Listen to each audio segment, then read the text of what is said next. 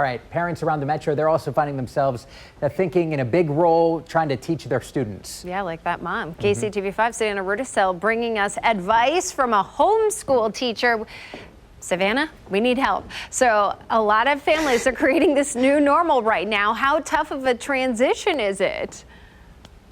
Yeah, Gina, a lot of people need help right now. There is a big learning curve to this for everybody, with teachers, with parents, with students. Not a lot of people are used to trying to recreate a public school setting in the middle of their home. So I talked to a homeschool mom who'd been doing this for a couple of years with her kids about her advice on this transition.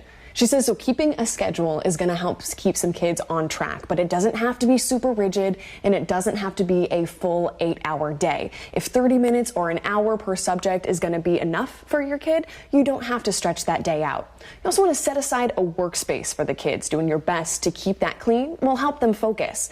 And lastly, give yourself some grace. Working from home and teaching are two big tasks that a lot of people were not prepared to take on. So homeschooler Jessica Jackson says being open with your kids about these challenges the family's facing can help ease some of the tension. So just involving your kid in the expectations, what's going on, I think is really important. Just letting them know, like, hey, I have to do my work right now. Why don't you guys play? And then I'll come and join you as soon as I'm done. So just involving your kids in the conversation, I think, is really helpful.